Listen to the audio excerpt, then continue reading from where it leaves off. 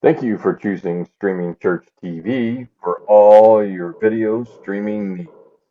This is Michael Gray, and today I'm going to show you how to use the social streaming tools in the StreamingChurch.tv admin panel.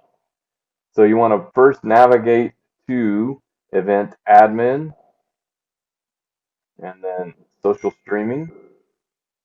We land on the social streaming page, and you'll notice this refresh because I turned my encoder on and now I can monitor what my encoder is actually playing right now.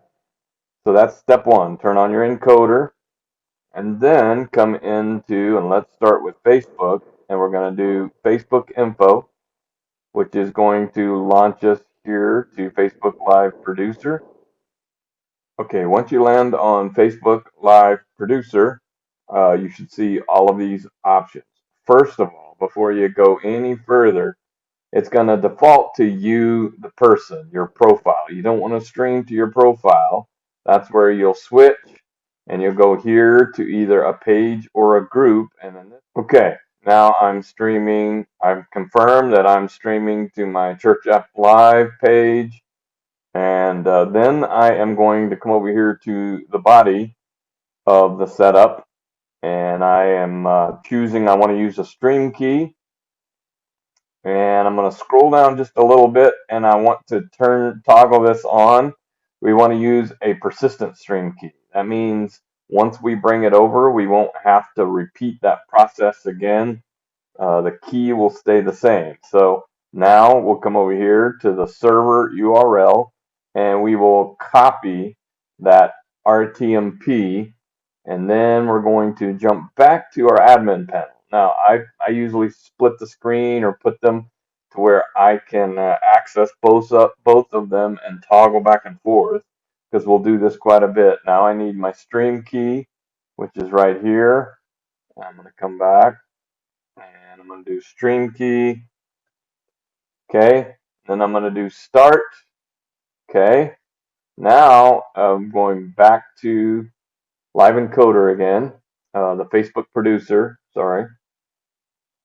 And I am waiting for this video to catch up and go live right here. Once I see the video live, then you notice it made my go live button here blue, and now I can click it and go live on that social channel. Now I'm going to keep that handy, but now we'll toggle back. We have Facebook streaming. Now we're going to do Twitter. Now we're going to do Twitter. We'll move to Twitter. We'll do Twitter information, and it will pop you up to log in if you haven't logged in already. So once you land here, you will notice that this is Periscope. So this is Twitter's tool to stream live. Very similar. You have a server URL here that we will copy and we'll bring over. And we're going to have a stream name.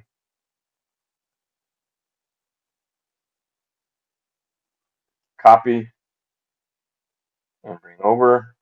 But then we're going to go over here and we are going to go live. So you'll see here Twitter stream is activated. You can preview the broadcast here.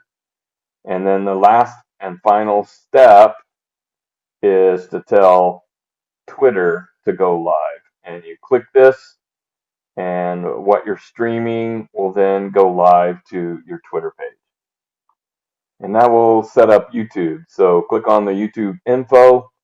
You may want to expand this box depending on your screen size. I'm going to make it a little larger, get this ready to go. So what are we going to do? We're going to stream right now. We're going to click start. We're going to stream with software. I'm going to choose that. Okay. And then it brings us here to this page. And so I'm going to copy that URL.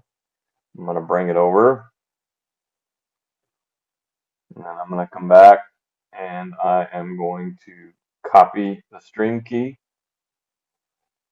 And I am going to paste that in. And then I am going to start that stream. You'll see that it is already going live and it's starting the countdown. It's pulling the signal over from the work that we are doing. And now that's how we stream to all of our social channels. When you're done, hit stop, and that will end the broadcast to that social channel. You can turn it off over on the social channel, or you can do it here in your admin panel. This will stop the stream on all of those stream setups. So in review, start your encoder, come in, get your credentials. You won't have to reset Facebook. You won't have to reset Facebook if you chose the persistent key option, but you will have to go in and get new credentials each week from Twitter and from YouTube. So this has been Mike with StreamingChurch.tv on social streaming.